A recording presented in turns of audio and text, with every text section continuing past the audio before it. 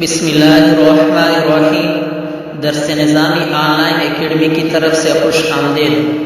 سب سے پہلے اس چینل کو سبسکرائب کیجیے اور اس ویڈیو کو لائک کیجیے اور بیل کی بٹن کو دبائیں تاکہ مزید ویڈیو حاصل کر سکے، اور اس ویڈیو کو زیادہ سے زیادہ شیئر کیجیے تاکہ اور لوگوں کو بھی فائدہ حاصل ہو سکے۔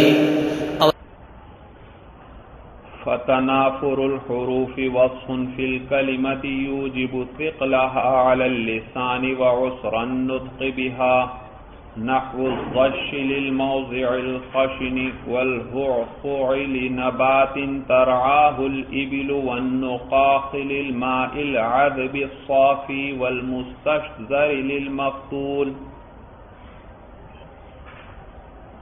گزشتہ سبق میں آپ نے فصاحت کے بارے میں پڑھا تھا کہ فصاحت کے کئی معانی آتے ہیں، البتہ ہر معنی کے اندر ظہور پایا جائے گا۔ کیا پایا جائے گا؟ ظہور پایا جائے گا، ظہور کی خبر وہ دے گا۔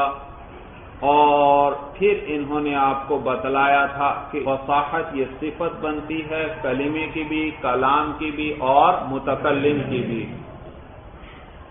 اور پھر اس کے بعد فصاحت فی الکلمہ جو ہے اس کے بارے میں پڑھنا شروع کیا تھا کہ فصاحت کلمہ جو ہے وہ اس کلمے کا سالم ہونا ہے، اس کا سلامت ہونا ہے تنافر حروف، مخالفت قیاس اور غرابت۔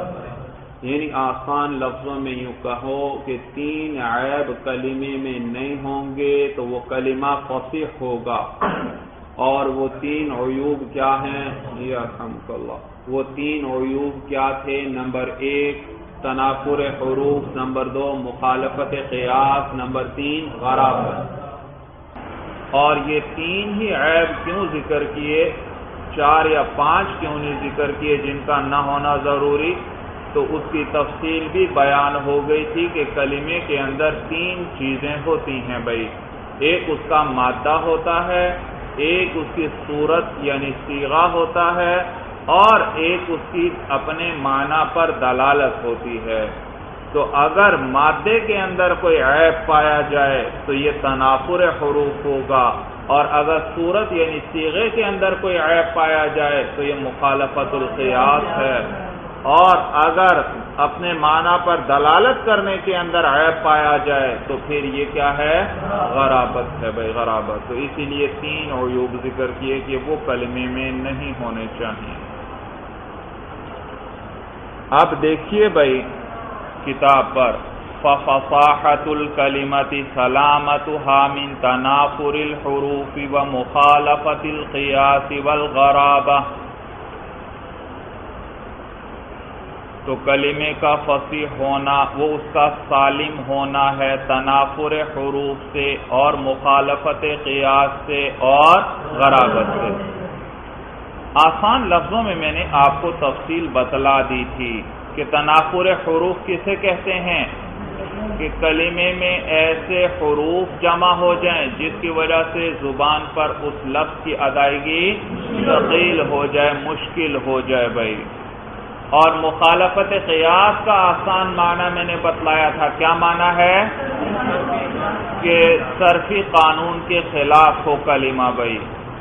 اور غرابت کا معنی میں نے بتلایا تھا، کیا معنی ہے؟ کہ کلمے کا معنی کا پتہ نہیں چلتا بھائی۔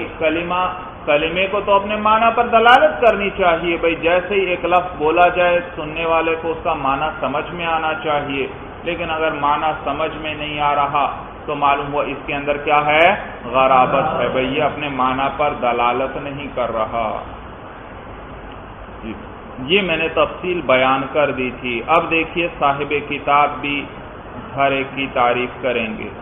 فَتَنَافُرُ الْحُرُوفِ وَصْفٌ فِي الْكَلِمَةِ، پس تنافر حروف جو ہے وصف فی الکلمۃ، یہ ایسا وصف ہے کلمے کے اندر یوجب ثقلہا، یوجب ای یثبت، یوجب یثبت کے معنی میں عام استعمال ہوتا رہتا ہے کتابوں کے اندر بھائی، تو یہاں بھی یثبت کے معنی میں ہے۔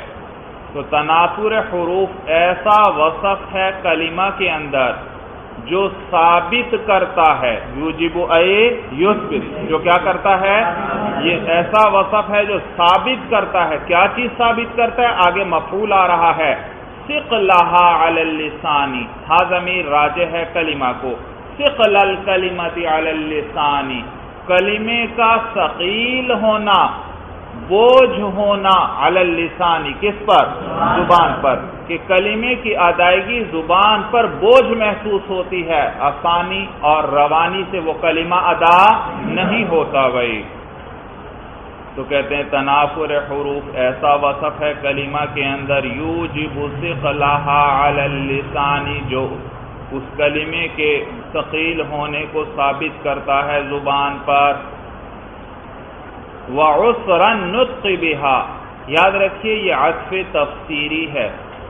عطف تفسیری کی بات پہلے بھی گزر چکی بھائی، واو سے جو ماقبل ہو وہ کیا ہے؟ معطوف علیہ، اور واو کے بعد جو ہو وہ معطوف، تو معطوف بعد میں آتا ہے، اور اگر وہ معنی بیان کر رہا ہو کس کا؟ معطوف علیہ کا، تو اس کو کیا کہتے ہیں؟ عطف تفسیری کہتے ہیں بھائی۔ تو یہاں پر بھی وعسر النطق بها، یہ تفسیر بیان کر رہا ہے ثقل علی اللسان کی، زبان پر بوجھ ہو جاتا ہے وہ لفظ۔ کیا معنی بوجھ ہو جاتا ہے؟ خود بتلا رہے ہیں، عسر النطق بها، عسر کہتے ہیں مشکل ہونا، دشوار ہونا، اور نطق کہتے ہیں بولنے کو، تکلم کو، بہا، ہا ضمیر اسی کلمہ کو راجع، عسر النطق بہا، اس کلمے پر تکلم دشوار ہو جاتا ہے، اس کلمے پر تکلم دشوار ہو جاتا ہے، یعنی اس کو بولنا مشکل ہو جاتا ہے۔ دیکھیے یہ تفسیر کر دی، پیچھے کیا آیا تھا کہ تنافر حروف ایسا وصف ہے جو کلمے کے زبان پر ثقیل ہونے کو ثابت کرتا ہے، زبان پر وہ ثقیل ہوتا ہے۔ بھائی زبان پر ثقیل ہونے کا کیا معنی؟ آگے بتایا کہ اس کو بولنا مشکل ہو جاتا ہے، اس پر تکلم دشوار ہوتا ہے، زبان پر ثقیل ہونے کا یہ معنی ہے بھائی، روانی سے، آسانی سے وہ ادا نہیں ہوتا بھائی۔ معنی سمجھ میں آ گیا بھائی؟ عسر کا کیا معنی؟ دشواری، اور نطق کا معنی بولنا، تو تکلم، یعنی تو اس کلمے پر تکلم دشوار ہو جاتا ہے۔ اب دیکھیے پورا ترجمہ سارے کا، تنافر حروف ایسا وصف ہے کلمے کے اندر جو ثابت کرتا ہے اس کلمے کے زبان پر ثقیل ہونے کو اور اس کے ساتھ تکلم کے دشوار ہونے کو، نحو الغش للموضع الخشن۔ اب مثالیں ذکر کر رہے ہیں، کچھ ایسے لفظ لے کر آئے جن کے اندر تنافر حروف ہے۔ پہلی مثال غشن ہے بھائی، للموضع الخشنی، خشن کا معنی سخت بھائی، کھردری، سخت جگہ ہو اس کو کیا کہتے ہیں؟ اس کے لیے ایک لفظ غش ہے عربی میں، لیکن اس کے اندر تنافر حروف ہے بھائی۔ والهعفع لنبات ترعاه الابل، هعفع بھائی یہ نبات کہتے ہیں بھائی زمین سے اگنے والی چیز، گھاس ہو، پودا ہو، درخت ہو، ان سب کو نبات کہتے ہیں، لیکن یہاں مراد گھاس یا کوئی پودے ہیں تو کہتے ہیں والهعفع لنبات ترعاه الابل، اور هعفع ایسے پودے یا گھاس کے لیے ترعاه الابل جس کو اونٹ چرتے ہیں، ابل اونٹ، ترعا کے معنی چرنے کے، کوئی گھاس ہے جس کو اونٹ چرتے ہیں تو اس کا ایک نام کیا ہے؟ هعفع، اور یہ لفظ کیا ہے؟ اس میں تنافر حروف ہے۔ والنقاخ، یہ آپ کی کتابوں میں ہا ہے یا خا بھائی؟ ہا نہیں بھائی، خا ہونی چاہیے، خا۔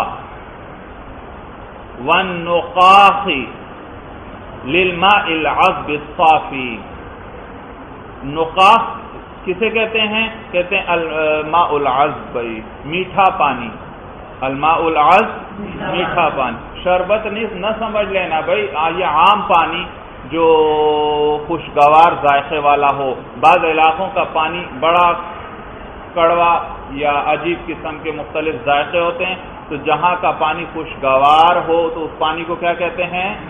الماء العذب کہتے ہیں. الصافی صاف ستھرا بھائی.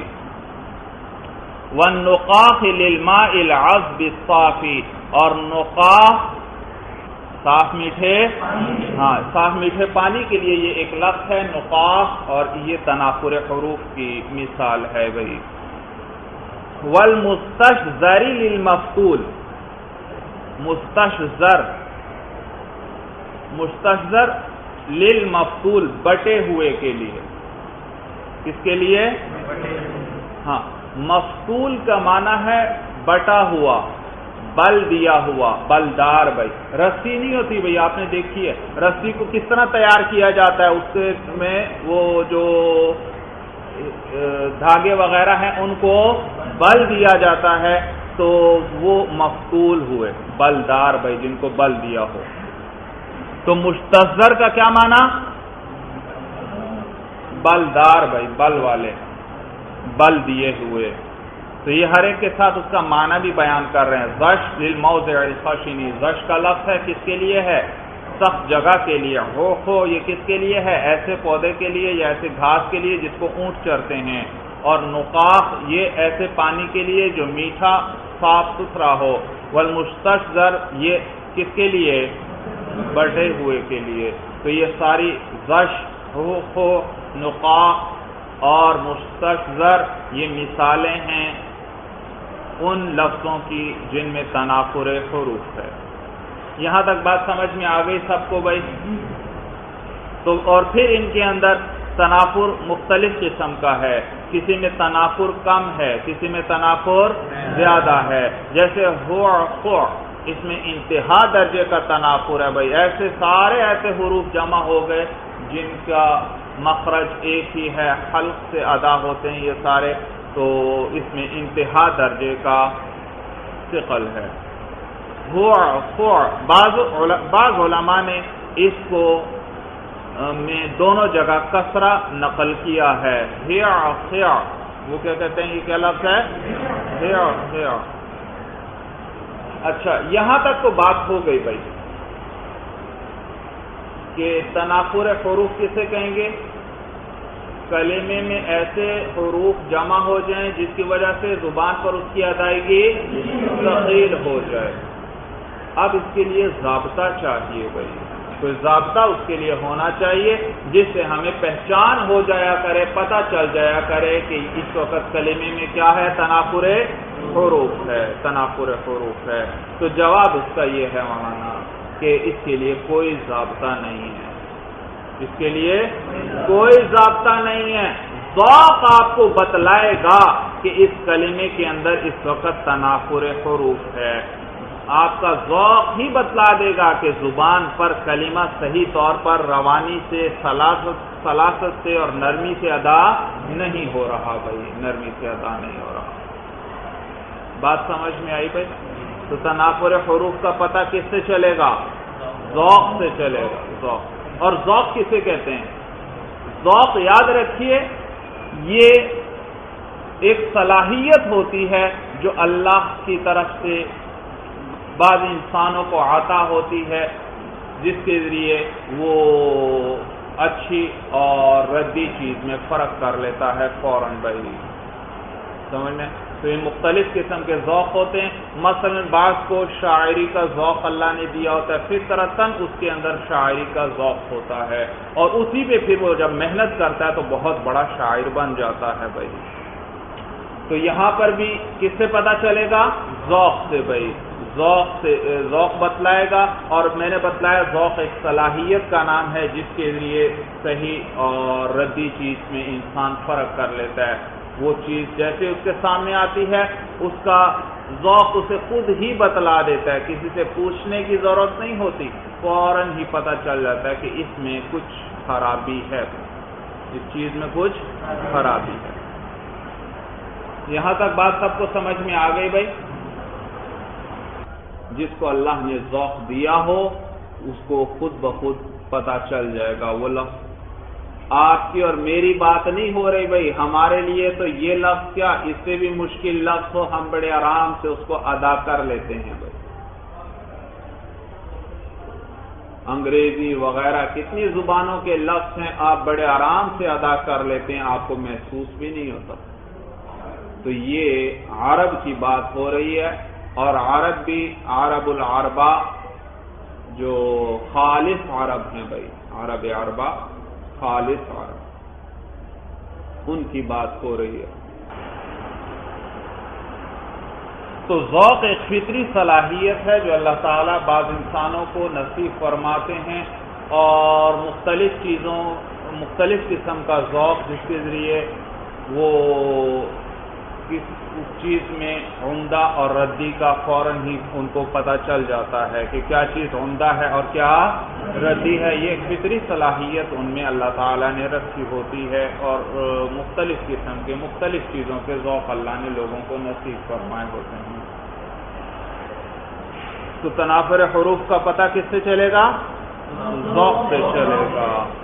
وہ مخالفت القیاسی کون الکلمت غیر جاریت علی القانون الصرفی۔ اب مخالفت القیاس کی بات آئی بھائی۔ مخالفت القیاس آسان لفظوں میں نے آپ کو بتلایا تھا بھائی، کس کو کہتے ہیں؟ کہ کلمے کا صرفی قانون کے خلاف ہونا، یہ ہے مخالفت القیاس۔ اب وہی بیان کر رہے ہیں، وہ مخالفت القیاس، اور مخالفت القیاس جو ہے کون الکلمت غیر جاریت، کلمے کا جاری نہ ہونا، کون الکلمت، کلمے کا ہونا، غیر جاریت، کہ وہ جاری نہ ہو، غیر نفی کے لیے آیا کہ وہ جاری نہ ہو، علی القانون الصرفی، صرفی قانون پر، یعنی کلمے کا صرفی قانون پر جاری نہ ہونا، یہ کیا ہے؟ مخالفت القیاس ہے بھائی، کلمہ صرفی قانون کے مطابق نہ ہو بھائی۔ لیکن یاد رکھیے یہ انہوں نے آسان لفظوں میں آپ کے لیے بیان کیا، اصل اعتبار صرفی قانون کا نہیں ہے، عربوں کے استعمال کی بات ہے بھائی، عربوں کے استعمال۔ یہ یوں کہ واضح کی وضع کے خلاف ہو کلمہ، تو یہ ہے مخالفت القیاس۔ تو جو بھی کلمہ آپ کے سامنے آئے اور وہ صرفی قانون کے خلاف ہو، آپ فوراً اس پر حکم لگا دیں کہ اس میں تو مخالفت القیاس ہے۔ نہیں بھائی، ایسا نہیں۔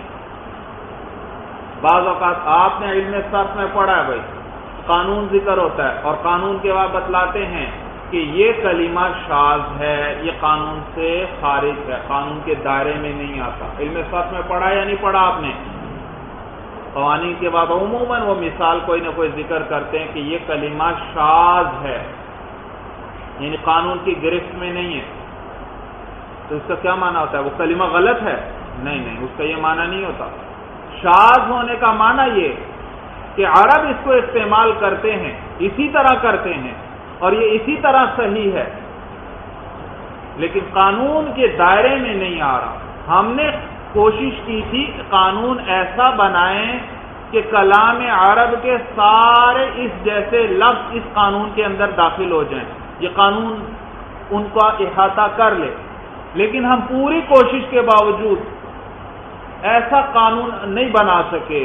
جتنی بھی ہم نے کوشش کی، باقی سارے لفظ اس کے اندر داخل ہو گئے، لیکن یہ والا لفظ ابھی بھی قانون سے باہر ہے بھائی۔ جیسے مثال بھائی، صرف کا ایک قانون ہے کہ باب فتحہ سے جو بھی لفظ آئے گا، جو بھی کلمہ آئے گا، اس کا عین یا لام کلمہ حرف حلقی ہونا ضروری ہے۔ باب فتحہ سے جو بھی صیغہ آئے گا، اس کا عین یا لام کا حرف حلقی ہونا ضروری ہے۔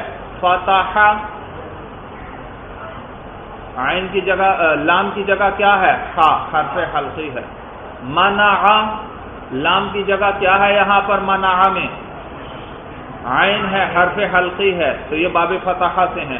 تو باب فتحہ کے اندر عین یا لام کا حرف حلقی ہونا ضروری، لیکن وہیں پر آپ کو پھر بتاتے ہیں ابا یا ابا شاذ ہے، ابا یا ابا شاذ ہے۔ ابا یا با کا معنی ہے انکار کرنا، انکار کرنا۔ اب ابا یا با وہی باب فتحہ سے ہے، لیکن اس کے اندر عین کی جگہ ہے با اور لام کی جگہ ہے یا، جو کس سے بدل جاتی ہے؟ الف سے۔ تو با یہ بھی حرف حلقی نہیں، یا وہ بھی حرف حلقی نہیں۔ تو اب یہ کلمہ قانون کے دائرے میں تو نہیں آ رہا، لیکن استعمال کے اعتبار سے بالکل صحیح ہے۔ تمام عرب اس کو اسی طرح استعمال کرتے ہیں۔ معلوم ہوا کہ یہ کلمہ صحیح ہے، البتہ قانون کے اندر داخل نہیں ہو رہا، استعمال کے اعتبار سے بالکل ٹھیک ہے، فصیح کلمہ ہے بھائی، فصیح کلمہ ہے۔ اسی طرح ورنہ دیکھ لو بھائی، عاویرہ یا عبارو، عاویرہ یا عبارو، یہ صرف قانون کے خلاف ہے، لیکن واضح کی وضع کے مطابق ہے، واضح نے اس کو وضع ہی اس طرح کیا ہے، عاویرہ، ورنہ تو ضابطہ لگنا چاہیے، واو متحرک ما قبل فتحہ، اس واو کو کس سے بدلنا چاہیے؟ الف سے۔ یا عوارو، یہاں پر بھی واو کا فتحہ ما قبل کو نقل کر کے واو کو کس سے بدلنا چاہیے؟ الف سے، لیکن یہ اسی طرح استعمال ہوتا ہے عربی میں، عاویرہ یا عوارو۔ تو یہ صرفی قانون کے تو خلاف ہے، لیکن واضح نے وضع ہی اسی طرح کیا، لہذا یہ مخالفت قیاس اس کے اندر نہیں ہے بھائی۔ بات سب کو اچھی طرح سمجھ میں آ گئی بھائی؟ تو لہذا یہاں جو ذکر آیا کہ کلمہ صرفی قانون کے خلاف ہو بھائی، کیا معنی صرفی قانون کے خلاف ہونے کا؟ مراد کیا ہے اس سے؟ واضح کی وضع کے خلاف ہو، یا یوں کہیں عربوں کے استعمال کے خلاف ہو گئے، عرب اس طرح استعمال نہ کرتے ہوں، اگر استعمال کرتے ہیں پھر چاہے صرفی قانون کے خلاف ہی کیوں نہ ہو، پھر بھی وہ کیا ہے؟ فصیح ہے۔ سورج سمجھ میں آ گئی بھائی؟ واضح کی وضع کے خلاف ہو، یعنی واضح نے اس کو اس طرح، بنانے والے نے اس کو اس طرح نہ بنایا ہو۔ جیسے دو حرف ایک جنس کے آئیں تو ان میں کیا کرتے ہیں؟ ادغام۔ اسے مثلا لفظ ہے اجل، اجل لام مشدد بھائی، اجل۔ اب اس اجل کو اگر اس میں ادغام ختم کیا جائے اور یوں پڑھا جائے اجلل، اب یہ واضح کی وضع کے خلاف ہوا، اب یہ عربوں کے استعمال کے خلاف ہوا، صرفی قانون کے بھی خلاف، اور واضح کی وضع بنانے والے نے کس طرح بنایا تھا؟ لام کے میں ادغام کیا تھا، لیکن یہاں پر کوئی ادغام کو توڑ دیتا ہے تو یہ واضح کی وضع کے خلاف، اور عربوں کے استعمال کے بھی خلاف، عرب بھی اس کو شد کے ساتھ استعمال کرتے ہیں، یعنی ادغام کے ساتھ، بغیر ادغام کے نہیں۔ تو یہ اجلل کیا ہو جائے گا؟ یہ مخالفت القیاس ہے اس کے اندر بھائی۔ سمجھ میں آ گئی سب کو اچھی طرح؟ وہ مخالفت القیاس کون الکلمت غیر جاریت علی القانون الصرفی، غیر بتلایا میں نے کس لیے آ رہا ہے یہاں پر؟ نفی کے لیے۔ کون الکلمت غیر جاریت، کلمے کا جاری نہ ہونا، علی القانون الصرفی، یہ صرفی قانون پر، کجمع بوق علی بوقات، جیسے بوق کی جمع ہے بوقات، فی قول المتنبی، متنبی شاعر کے اس قول کے اندر بھائی۔ یہ شعر آگے آ رہا ہے، فَإِن يَكُ بَعْضُ النَّاسِ سَيْفًا لِدَوْلَةٍ فَفِي النَّاسِ بُوقَاتٌ لَهَا وَطَبُولُ، سَيْفًا لِدَوْلَةٍ ہونا چاہیے بھائی، اگر فتحہ ہے یہ غلط لگا ہے، سَيْفًا لِدَوْلَةٍ فَفِي النَّاسِ بُوقَاتٌ لَهَا وَطَبُولُ۔ اب یہاں دیکھیے اس شعر کے اندر متنبی بوق کی جمع بوقات اس نے ذکر کی ہے متنبی نے، حالانکہ بوق کی جمع عرب بوقات نہیں استعمال کرتے، بلکہ اس کی جمع یا تو ابواق لاتے ہیں یا بوائق بھائی، ابواق یا ابواق ہے جمع قلت، اور بوائق کیا ہے؟ جمع کثرت۔ جمع قلت جس کا اطلاق کتنے پر ہو؟ 3 سے لے کر 9 یا بعض کے نزدیک 10 تک، یہ ہے جمع قلت، اور 10 سے اوپر جمع کے لیے کیا آئے گا؟ جمع کثرت۔ تو جمع قلت کے لیے ابواق استعمال کرتے ہیں عرب، اور جمع کثرت کے لیے بوائق، لیکن متنبی نے کیا لفظ ذکر کر دیا؟ بوق کے بجائے بوقات، تو یہ عربوں کے استعمال کے خلاف ہوا بھائی، صرفی قانون کے خلاف ہوا۔ بوق کی جمع صرفی قانون کے مطابق بھی ابواق آنی چاہیے تھی، بوقات نہیں بھائی۔ تو یہ مخالفت القیاس ہے یہاں پر، کس لفظ کے اندر؟ بوقات کے اندر۔ کجمع بوق علی بوقات فی قول المتنبی، جیسے کہ بوق کی جمع بوقات وزن بوقات پر متنبی کے قول میں فَإِن يَكُ بَعْضُ النَّاسِ سَيْفًا لِدَوْلَةٍ فَفِي النَّاسِ بُوقَاتٌ لَهَا وَطَبُولُ۔ شعر کا ترجمہ سمجھ لیجئے۔ فَإِن يَكُ، یکو اصل میں تھا یکن بھائی، یکن۔ فَإِن يَكُن، وہی کانا یکون، اس پر ان آیا، ان جزم دیتا ہے تو یکون میں نون ساکن ہو گیا، یکون، واو بھی ساکن، نون بھی ساکن، اجتماع ساکنین علی غیر حد ہی آیا، اول حرف مدہ تھا اس کو گرا دیا، کیا بن گیا؟ یکن۔ ان یکن، پھر بعض اوقات یوں کرتے ہیں کہ پھر آخر سے نون کو بھی خلاف القیاس گرا دیتے ہیں، حذف کر دیتے ہیں تخفیف کے لیے، تاکہ لفظ ہلکا ہو جائے زبان پر۔ حروف زیادہ ہو تو لفظ آسانی سے ادا ہوتا ہے، کہ حروف کم ہو تو آسانی سے ادا ہوتا ہے؟ حروف کم ہو تو حروف کو کم کرنے کے لیے، تخفیف کے لیے اس نون کو بھی گرا دیتے ہیں خلاف القیاس۔ تو یہ کیا بن گیا؟ فَإِن يَكُ بَعْضُ النَّاسِ سَيْفًا لِدَوْلَةٍ، بعض الناس، بعض لوگ، اس سے مراد شاعر کا ممدوح ہے، جس کی مدح کرتے ہوئے، تعریف کرتے ہوئے، وہ بادشاہ جس کی شاعر تعریف کر رہا ہے اس کی طرف اشارہ ہے بعض الناس کے ذریعے۔ بعض لوگ، کون لوگ مراد ہیں؟ وہ بادشاہ جس کی شاعر کیا کر رہا ہے؟ تعریف کر رہا ہے، وہ مراد ہے یہاں اس سے۔ سیف تلوار آپ جانتے ہیں، دولت، لی دولت، لام جارہ ہے، دولت مملکت کو کہتے ہیں، حکومت کو بھائی، بادشاہت کو۔ فَفِي النَّاسِ بُوقَاتٌ، بوقات جیسے اوپر انہوں نے بتلایا یہ جمع ہے بوق کی، اور بوق کہتے ہیں بگل کو، بگل، بگل اور بڑا باجا بھائی، اس کو کیا کہتے ہیں؟ بوق کہتے ہیں بھائی، بڑا باجا، باجے کی قسم کی ایک چیز جو جنگوں وغیرہ میں بجائی جاتی بھائی، بگل۔ اور طبول جمع ہے طبلن کی، طبلن، اور طبلن کہتے ہیں ڈھول کو بھائی، نقارے کو، نقارے کو۔ فَإِن يَكُ بَعْضُ النَّاسِ سَيْفًا لِدَوْلَةٍ فَفِي النَّاسِ بُوقَاتٌ لَهَا وَطَبُولُ، اگر ہیں بعض الناس، بعض لوگ، سیفًا لِدَوْلَةٍ، حکومت کے لیے، مملکت کے لیے تلوار، اگر بعض لوگ مملکت کے لیے کیا ہیں؟ تلوار ہیں، فَفِي النَّاسِ بُوقَاتٌ لَهَا وَطَبُولُ، تو لوگوں میں اس کے لیے بگل اور ڈھول ہیں، بگل اور نقارے ہیں، بگل اور نقارے ہیں۔ شاعر کہنا یہ چاہتا ہے کہ میرا ممدوح جس کی میں تعریف کر رہا ہوں وہ بڑا عظیم بادشاہ ہے، اور دشمن وغیرہ کوئی بھی اس مملکت کی طرف میلی آنکھ سے دیکھتا ہے تو یہ بادشاہ اس کا مقابلہ کرتا ہے اور اس کو ختم کر دیتا ہے، اور یہ بادشاہ مملکت کی حفاظت کے لیے تلوار ہے، تلوار ہے۔ بادشاہ کا لقب بھی سیف الدولہ تھا بھائی، کیا تھا؟ سیف الدولہ، مملکت کی تلوار بھائی۔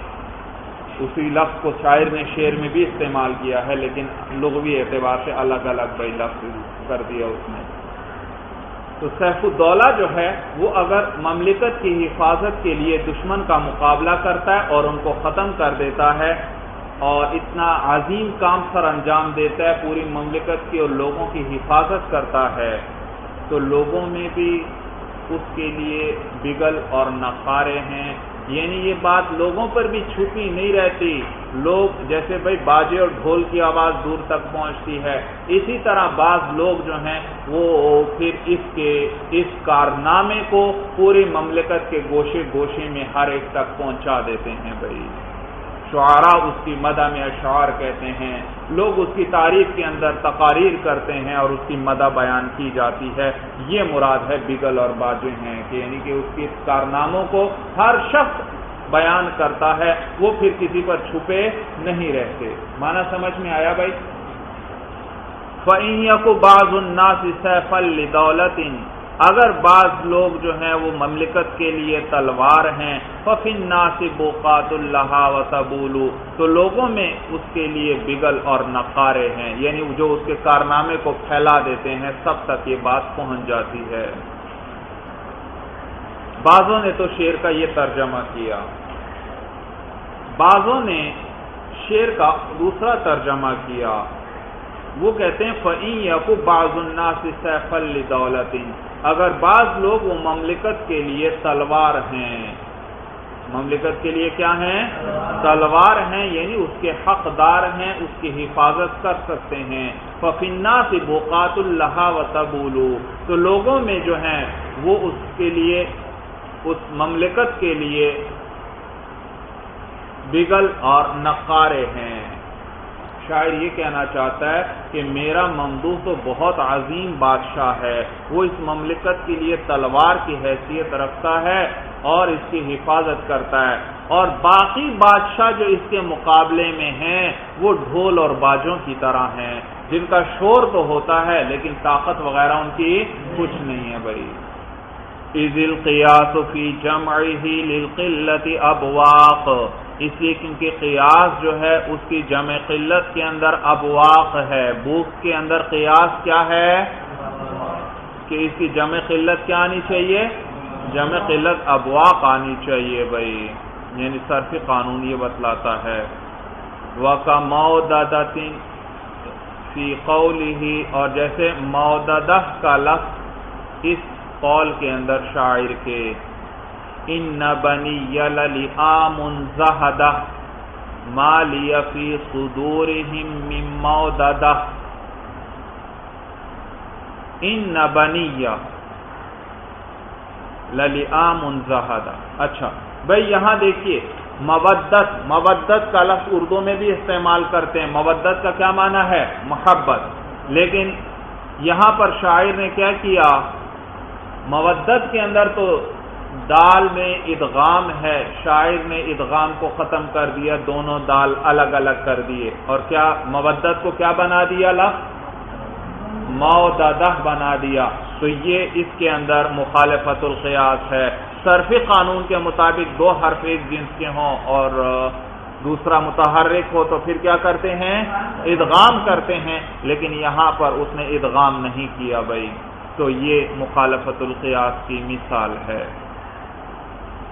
اب یہ کسی شاعر کا شعر ہے اور غالباً اس کے بیٹے جو ہیں وہ اس کا کچھ خیال وغیرہ نہیں رکھتے تھے اور کوئی تکلیف وغیرہ پہنچائی ہوگی، تو اب وہ شاعر ان کے بارے میں کہہ رہا ہے ان بنیہ، اس میں یا متکلم کی آئی بھائی، بے شک میرے بیٹے، بنون، نون اضافت کی وجہ سے گر گیا اور آخر میں یا متکلم کی آ گئی، بنو یا، پھر واو اور یا اکٹھے ہوئے تو واو کو بھی یا کر کے یا میں ادغام کیا اور ما قبل کسرہ دے دیا، کیا بن گیا؟ بنی یا۔ بے شک میرے بیٹے جو ہیں للئام، یہ لام پہلا تاکید کے لیے ہے، لئام یہ جمع ہے لئیم کی، لئیم کہتے ہیں کمینے کو، کنجوس کو، گھٹیا کو۔ ان بنی یا للئام، بے شک میرے بیٹے جو ہیں وہ گھٹیا ہیں، کمینے ہیں۔ زہدہ، زہدہ یہ جمع ہے زاہد کی، زاہد، زاہد کا تو ایک معروف معنی ہے جو آپ جانتے ہیں، جو شخص دنیا سے بے رغبت ہو اسے کیا کہتے ہیں؟ زاہد۔ لیکن زاہد کا ایک معنی جو ہے وہ بد اخلاق اور بد مزاج کے بھی آتے ہیں بھائی۔ زاہد کا کیا معنی ہے؟ بد اخلاق اور بد مزاج بھائی، ضیق الخلق بھائی، یہاں وہی معنی مراد ہے۔ تو یہ زہدہ جمع ہوئی زاہد کی اور معنی یہاں پر کیا ہے؟ بد اخلاق اور بد مزاج۔ ان بنی للئام زہدہ، بے شک میرے بیٹے جو ہیں وہ کمینے ہیں، بد اخلاق ہیں، ما لیا فی صدورہم من موددہ، ما لیا نہیں ہے میرے لیے، ما نفی کے لیے آیا، نہیں ہے میرے لیے، فی صدورہم ان کے سینوں میں، من موددہ کوئی محبت، ان کے سینوں میں میرے لیے کوئی محبت نہیں ہے، وہ مجھ سے محبت نہیں کرتے۔ والقیاس مودۃ بالادغام، اور قیاس کیا ہے کہ یہ لفظ موددہ فق کے ادغام کے ساتھ نہ ہو بلکہ کس کے ساتھ ہو؟ ادغام کے ساتھ مودت ہونا چاہیے۔ والقیاس مودۃ بالادغام، اور قیاس یہ کہ مودت ہونا چاہیے ادغام کے ساتھ۔ جی یہاں تک بات سب کو سمجھ میں آ گئی بھائی؟ چلیے بس هذا هو المرام، اللہ اعلم بحقیقت الکلام۔